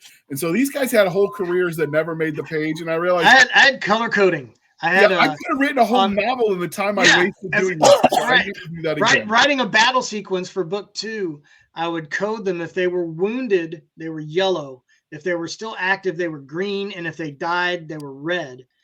Oh, you triaged them. Yeah, I triaged them basically. And so that's the same color coding for triage. Halfway through the editing process of book 1, to my horror, the editor says, "Hey, didn't you kill this guy like 2 chapters ago?" I'm like, "No." I went to my spreadsheets, first thing, go to the spreadsheet, say, "Oh my gosh, I never colored him red." And this guy showed up significantly for the next 2 books. So I had to go back. Dead man walking here. All 3 books. Yeah, I had to go through all 3 books and replace his dialogue with somebody else. I felt so Or you just change it so he didn't die. He was just wounded and bounced back. Easy fix, man. Yeah, him with the yellow. His death was pretty good though. That's the thing. It was one of those death scenes where you're like, I don't want to get rid of that, and I don't want it to be anybody else. So is it Ragnarok Valhalla worthy death scene? Is that what you're telling me? No. I mean, I saved that for some other people, but it was a good one. So since we're talking the favorite characters, though, you asked, I haven't answered that question yet. I'm sorry. Badger is going to be talked about because he's not a villain. But he's definitely a protagonist. He's not a protagonist either. He is an antagonist. He's been in the league for 6 years. He's in the Duelist League, and then he's found himself drafted by the Warhawks, and he doesn't know how to be a team player. He just doesn't. He's never had to.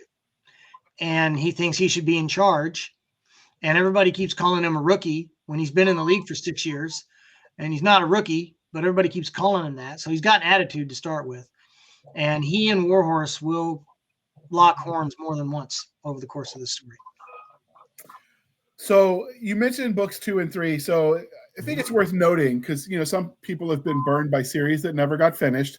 You finished this series. It's not all out yet. Some of it's with edits. It's not all out, but it's complete. Yeah, it's a complete trilogy. The whole story is told in the 3 books. Book 2 comes out March 28th, and book 3 right at the tail end of April, beginning of May. Any plans to come back to this world for future books? At the moment, no. It could happen, but it wouldn't have the same impact. I mean, the whole point of this story for me was taking the alien invasion thing with a group of people who are unprepared for it, and how they deal with that and how they respond and how it changes everybody and how it changes everything. Because in books 2 and 3, there are some twists. I'd say it's an alien invasion story, but it's an alien invasion story with a pretty massive twist. And I don't think you'll get the same impact out of continuing the series once the alien invasion portion is pretty much done. I don't see it. If somebody else sees a possibility for it, let me know. I'll write it if it's a good idea. Okay.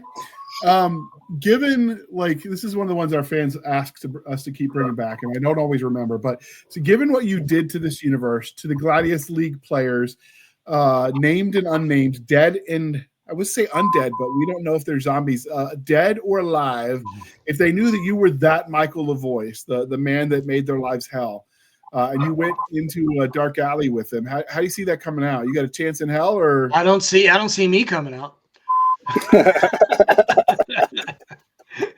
I don't see me leaving that alley, especially if Deadeye's involved. So they're going to curse you. They're going to curse your house. They're going to curse your cow. Is that what you're telling me? Yeah, basically. Yeah. I think Deadeye would actually hunt us all down. Deadeye is one of my favorite characters. Her name is Selena. Her call sign is Deadeye. She's a sniper. She's basically the only person on the team that has any practical experience at killing anything. She grew up on a planet that is basically Space Australia, where everything is literally trying to kill you. And people from that planet are just hard. And I mean, she tells a story to Warhorse at one point in the book that is just chilling. And I couldn't believe I wrote it. I was like, man, Deadeye's, if she was real, she would kill me for putting her through this at 6 years old. So yeah, tell me about it. There's a creature on her home world called a banshee, and they hunt in packs. But before they storm a town and start killing things, they'll surround the town and start howling. And they've got this unearthly bestial howl that is just the right vibration to affect human fear centers.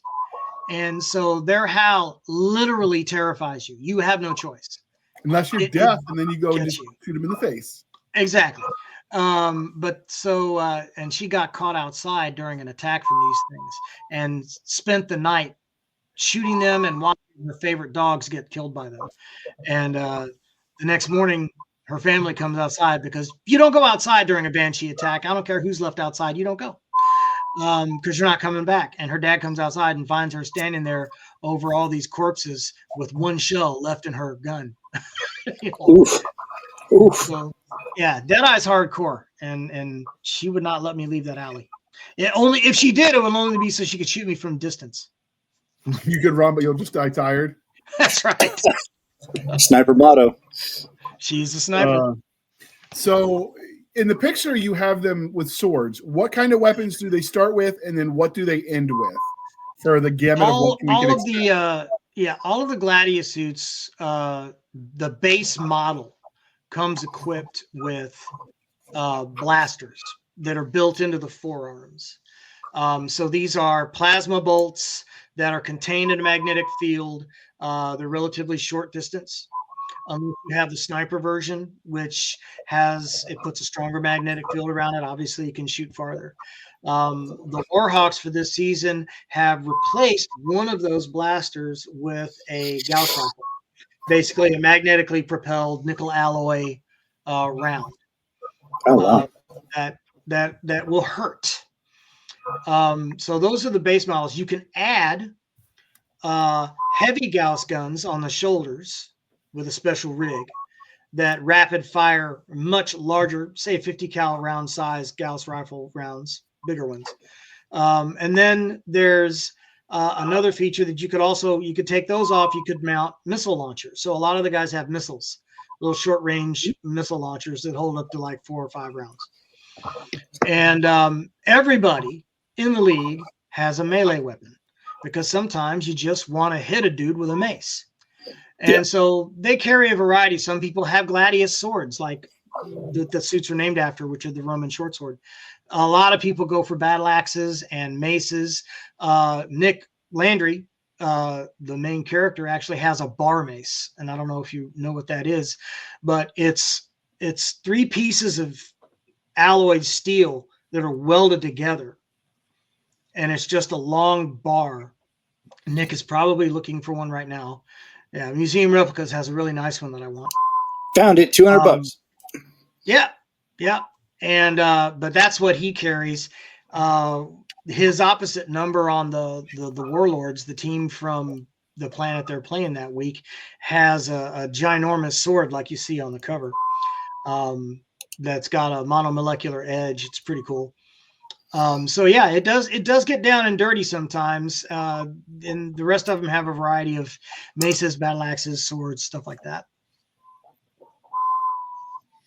Okay. Just to give it that gladiatorial flair.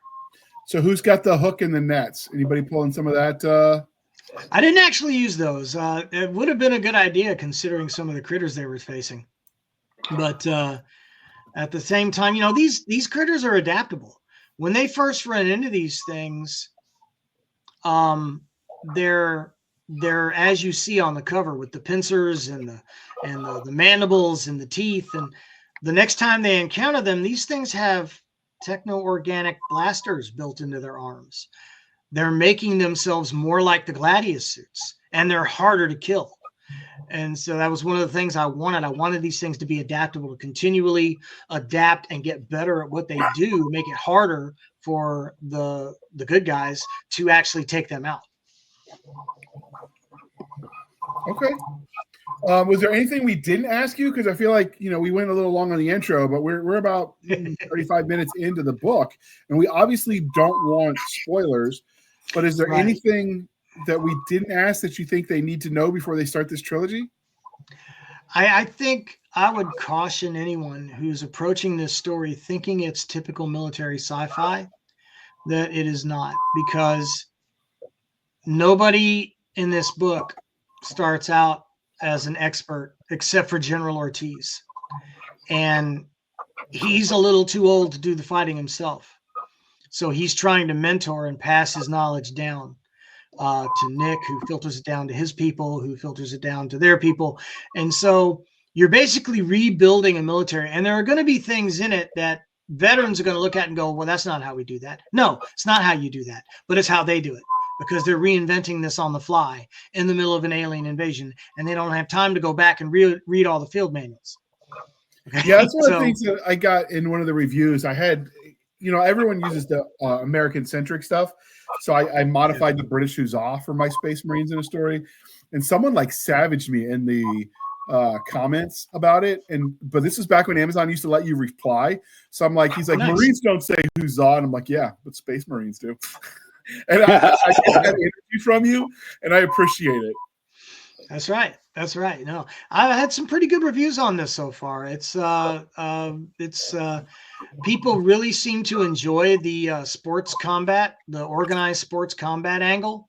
They enjoy that. They think it's unique and cool, and they like watching the transition from these guys being prima donnas who don't know that you don't skylight on the top of a building. No, I'm standing there for dramatic effect. That's how you get shot. Yeah. I'm picturing this in a fantasy world. I'm envisioning somebody who's a performer at a fair or whatever, where they're used to throwing weapons and intentionally missing so they can do effects, and suddenly they're forced to do it for real. Wait a minute, you want me to hit the guy? I'm picturing that kind of thing. When you want to take a bunch of those guys from medieval times and dump them in an actual battle. Something along those lines, yeah. Or people that have learned to fight where it was all show and you pull your punches and you don't really want to hurt the guy. It's just to look cool. Right. It's like that. What was that? Remember in the Rocky movie where he's going up against Hulk Hogan and he's just like, okay, so we put on a little show, okay? And then Hulk Hogan picks him up and throws him out of the ring. Body slams him, yeah. Take his gloves off. That was one of my favorite scenes from that movie. I think that might have also been a little bit of inspiration. So when you say mech suit, let's talk about the armor for a little bit, because that's part of the series is the armor, right? Mm-hmm. Is this mech suit something where they're standing up in it, or is it something so big you've got a cockpit in the bathroom? No, it's not a battle mech. It's not a battle mech type suit. It's more of a power armor. It's got nanotechnology built into the armor. It will open itself up from the neck down to the butt crack. You grab a couple of handles on the back and you slide into it. Your legs go down into the legs of the suit, and then it closes itself up behind you, and the neuroconnectors go in, and you become the suit, basically. So if the suit loses a leg, you lost a leg. For the most part. I mean, they're a little taller than the average person, unless you're the guy on the team named Brick, who's really big and has a suit that's built for him. So I did make a couple of the players extraordinarily large, maybe not Andre the Giant large, but bigger guys who needed special suits built for them. because they were too big for a standard issue Gladius suit. But yeah, then it closes up around you. It doesn't have, like you can see, it doesn't have a typical faceplate. It's using sensor input to give you the visuals. It'll give you a 360-degree visual all the way around. You're not stuck just with what you can see directly in front of you. So your balance becomes the suit balance. It's very BattleTech-like in that respect. But it moves with you, and you have finger manipulators there that will manipulate the fingers on the suit. So yeah, if you get your hand lopped off in the suit, your arm might not have been that long, so you might get to keep your hand, but your suit will have to get a new one put on. And then of course there's the thing in it. At this point in human history, artificial intelligence, AI, is outlawed. It's not allowed. So what these suits have to help with the massive amounts of computations that have to be done are what I called they're bioorganic. They're basically human neural tissue that's grown in labs and interconnected with the computers. And this is technology we've already done. They had human neural tissue that could play Pong back in the day. So I just took that idea and shoved it ahead a few thousand years and said, what could we do with this? And so these bioorganic neural tissue modules run the armor, and they can be swapped out for new ones if they get damaged. Okay. So the stadiums themselves are fun. I guess we didn't talk about the stadiums. So why don't you talk about that, and then we'll bring this puppy to a close because we are going long. But we went a little long talking Army. But the stadiums are cool though. I wanted a stadium that. One of the things about MechWarrior 4 in the Solaris arenas was that you had different environments. One environment in one arena was like a jungle. Another one was like called the factory, and it was like an abandoned industrial complex. Another one was just a cityscape. And I thought, I want all that in the same place. And so I came up with the idea that you had underneath the stadium, underneath the battlefield of the stadium, are all these building mock-ups and different terrains and things that they can bring up from the bottom and put out on there. And then they use hard light projectors to project terrain and cityscapes and other things onto the, so you're never quite sure if you're climbing an actual building or are you just climbing a mock-up that has a hard light projection of the building on it. But it all looks incredibly real and lifelike. And so they can change that out for whatever they want. And I just thought that was a really cool feature to have. Then, of course, you got your lights and your sound and your music and fanfare and all of that to keep the crowds happy. But I wanted to be able to have any type of game at any of the arenas. And that becomes important later when they're hunting down these critters. So how do they get around? Obviously, the suits have some movement capability. Do they end up developing spaceships to take them to the enemy? Yeah, you have in this universe, faster than light travel it's a very BattleTech universe, MechWarrior universe model where you have jump ships that are capable of jumping in between star systems, and then you have drop ships that attach to the jump ships, and then they detach and go to the surface of a planet. So the jump ships never touch atmosphere. Drop ships do. So they have a team drop ship that's painted in the team colors, and it's kind of old, and Warhorse is kind of embarrassed by it, but it gets them around. But it's also the ship that gets them out of harm's way. So that's a good thing. And then, in fact, one of the scenes in the first book involves reinventing space combat in a way. That's fun. That was a fun scene to write. Okay. You have to read the book for that. Absolutely. Absolutely. So as we wrap this up, Nick, did you have any questions you want to add before we bring this puppy to a close? I know you got tacos waiting. No. Yeah, tacos are always waiting. Taco life. No, he's told me everything I would want to know, and anything I do want to know would be spoiler territory, and I'm going to have to read the book. So now I'm going to have another Michael LaVoice book in my library. Audiobooks available? They're in the works. Okay. Our audiobook for book one is being produced as we speak. I don't have a release date for that yet. Okay. And what are you working on now since this series is finished? Well, since this series is finished, I started developing the Charlie Hawk stories, which that's my catch-all name for them. They're actually the Gearhead Gorillas because they're all maintenance guys who become saboteurs. Working on plotting that. That's going to be a 3-book arc to start. It could go longer.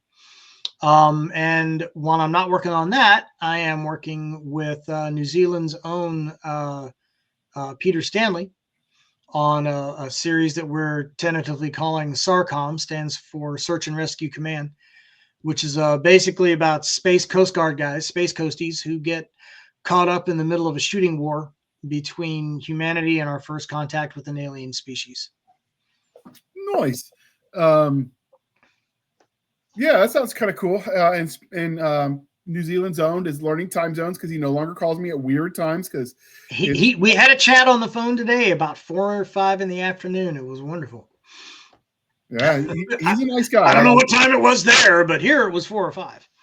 He's a nice guy. He's fun too. He's got a lot of creative ideas.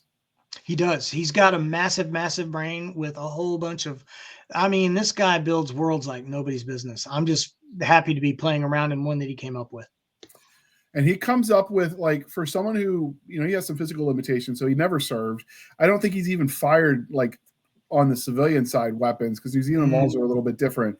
But he fakes it well because he just researches the hell out of everything. And I respect he's a meticulous researcher.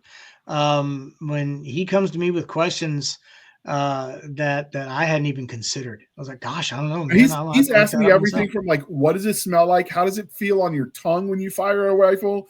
Because, you know, sometimes smells get in the air and you can almost taste it. Yep. Anyone who's, you know, well, anyway, we won't go there. Family friendly. I'm just saying there are sensory stuff that you don't even think you notice until he starts asking you questions. And I'm like, oh okay. Now that I think about it, yeah, that's what does happen. Right. So, like, I respect the hell. I liked his one. Is it in the same universe as the one where he had the tiger aliens? No, that's the Cav Dev books. That's a separate universe. Yeah. Okay, that was creative. I enjoyed those novellas, and normally I prefer Dragoon. Dragoon. That's the ones. Yeah. Yeah. So yeah. Okay. He's got a lot more of those in the chamber. He's nice. So where can we find you if we want to stalk you online? You can find all the relevant links at michaellavoice.com. There are links there to all of my podcast appearances on this show and others. There is also a link to the merch store where you can get your very own Gladius Leagues themed merch, coffee cups, hats, shirts, etc. There's also Galaxy's Most Wanted merch there too. I've got shirts and hats with the book covers on them. Some of those covers are pretty nice too. So you can find all that there, plus a link to my Substack blog where I basically just dribble brain droppings through the keyboard once a week. And I don't really talk very often. I don't talk about what I'm working on. I just talk about whatever's rambling around in the back of my head that week. And, sometimes it's something weird and fun. Sometimes it's something pretty deep, to my surprise. Okay. And where, obviously you said where they can find you, and all the links will be in the show notes. Is there one place you're most active? If they only go to hunt you down on one place, what would you say? Used to be the Three Ravens Discord server, but I find that I've gotten rather busy as of late, and I haven't been in there as often as I used to be. So probably your best shot is probably at this point going to be Facebook. Okay. Yeah, I've been cutting back things and getting in the way of writing time, so I definitely feel you there. All right, so this is the part, dear listener, where I would like to remind you to please be kind and speak your mind on the reviewing platforms. Your reviews help the right readers find the right books, and it really does make a difference. So do your part, people. And with that, you can find us on our Linktree, linktr.ee, Linktree/Blasters and Blades Podcast. Again, Linktree/Blasters and Blades Podcast, where we link to all the things, the BitChutes, the Rumbles, the YouTubes, the TikToks, the Twitters. We have our Spotify website, Blasters and Blades Facebook group and Facebook page. We have our email, blastersandbladespodcast@gmail.com. Again, I'm sorry. I know. I'm interrupting. It's the ADHD. I forgot to mention, and you may have known, you may remember, there is an appearance in this book of the Blasters and Blades only it's not a podcast. It's a club. It's basically a sports bar that caters to the Gladius League's players. And we'll take it. They carry melee weapons and they have blasters. I thought, what better name than the Blasters and Blades Club for them to hang out at? So I just wanted to plug that. So if you want to see your podcast name immortalized, there it is. All right, so we have that Linktree, linktr.ee/Blasters Podcast. Again, Linktree/Blasters Podcast, where we also link to our email, blastersandbladespodcast@gmail.com, for professional purposes only. People save the shenanigans from Adam Stabby Stab over there on the Instagram, the Twitters, and the emails. You can support the show over at buymeacoffee.com/author J.R. Handley. Again, buymeacoffee.com/author J.R. Handley. Be sure to put in the comment section that it's for the podcast, and I promise I will keep my co-hosts duly caffeinated. They will drink that coffee brand coffee till it pours out of their eyeballs, people. And speaking of, if you use the link in the show notes and the code podcast grunts, you get 10% off. We get a little bit of a kickback. It's a win-win. It's not a drop shipping operation. People know they roast these in the continent of the United States, and they ship all throughout the U.S. and now I think abroad, or at least they're getting there soon. I meant to ask Stabby. She follows all that for us. But in all seriousness, these episodes aren't free to produce. And so your patronage really does help keep the lights on. There was, we got in under the wire for the price increase at StreamYards, but obviously for 2026, we're going to be scrambling, and Nick and I don't plan on going anywhere. So we will be here for 2026. Nick, you're not allowed to die, by the way. No more heart troubles. Okay. I mean, I'll do my part. The rest ain't up to me. I'm just saying, I know your Saturday plans, maybe chill out a little bit. Right. But yeah, so if you want to help the show, buymeacoffee.com. You can throw some money in the tip jar, buy the coffee brand coffee. You get a kickback. You get some coffee. It's a win-win. But we get the kickback. You get the coffee. Although you could send Nick coffee. Stabby will not say no. I mean, I know I inverted that, but yeah, I my doctor advised I can't drink coffee anymore because of my blood pressure. So did you it's get a sad day. And no, I just switched to something else. So instead of my morning coffee on my days off, for Nick's sad life now. Yeah, I had to switch to decaf. Ugh, useless brown water. But if you put enough booze in it, it still makes me happy. All right. And with that, I would like to thank you for spending some of your precious time with us. For my crazy co-host, I am J.R. Handley, and this was the Blasters Blaze Podcast. We'll be back next week at the same time, where we'll indulge our love of nerd culture, cheesy jokes, and all things that go boom. Thanks for coming on, Michael. This was a lot of fun. We'll have to have you back again, obviously. You're always welcome. And you just volunteered yourself to come on when we do our 13th Warrior movie review. Absolutely. Freaking standing. With that, we're going to hit the end button. Wait for